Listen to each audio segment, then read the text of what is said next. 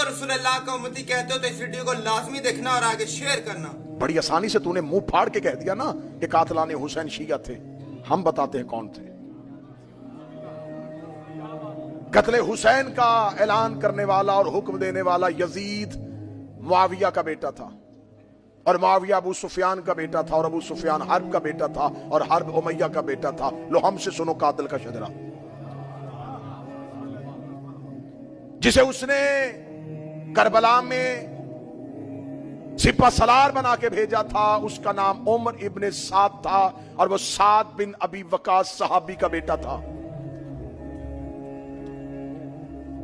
हमें बताओ ये हसीन बिन नुमैर कौन था? हमें बताओ शिम्र जिल जोशन का ताल्लुक किसके साथ था? हमें बताओ कि अशस सरदार अशस बिन कैस किसका खूनी रिश्तेदार था?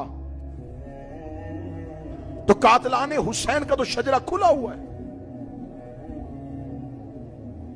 सिर्फ यजीद के सर पे कत्ले हुसैन का जुर्म नहीं था, सिर्फ औलाद रसूल के साथ जुल्म का जुर्म इसके सर पे नहीं। 61 हिजरी को इसने नवासा रसूल की शहादत, 62 हिजरी आती है और ये मदीने पे हमला कर देता है। मदीने पे हमला करके 23,000 असहाबे पैगंबर यजीद की फौज के हाथों कत्ल होते हैं। 1,000 मदीने की खवातीन के साथ गुनाह किया जाता है। उसी अगले साल 63 हिजरी में जितनी अहले सुन्नत तारीख है सारी की सारी रकम कर रही हैं, 1,000 वो बच्चा मदीने में पैदा हुआ जो यजीद की फौज के गुनाह का नतीजा था। मस्जिद नबवी में घोड़े बांधे गए,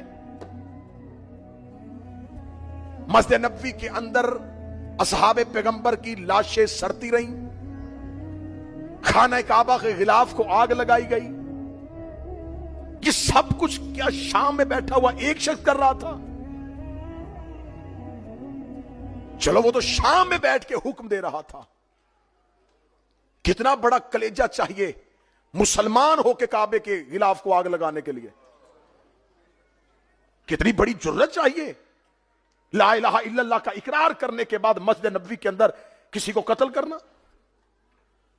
ये सब कुछ जो हो रहा था एक हुक्म दे रहा था और हजारों अमल कर रहे थे। तुमने हमें एक दिया है, हजारों कहां हैं?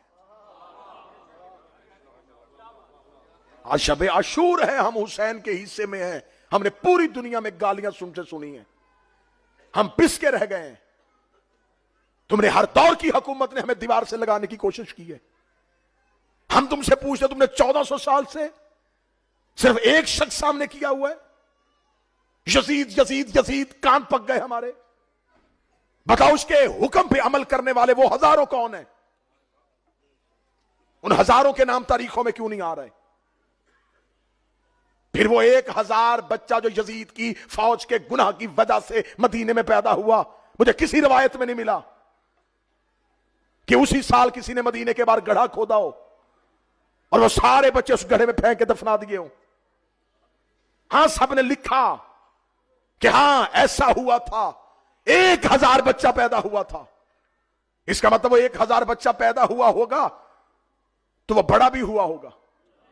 बड़े हुए होंगे तो जवान भी हुए होंगे, जवान हुए होंगे तो शादियां भी हुई होंगी, शादियां हुई होंगी तो फिर उनके भी बच्चे पैदा हुए होंगे, उनके बच्चे पैदा हुए तो वो भी जवान हुए होंगे, वो जवान हुए तो उनकी शादियां भी हुई होंगी, उनकी शादियां हुई तो उनके बच्चे भी पैदा हुए।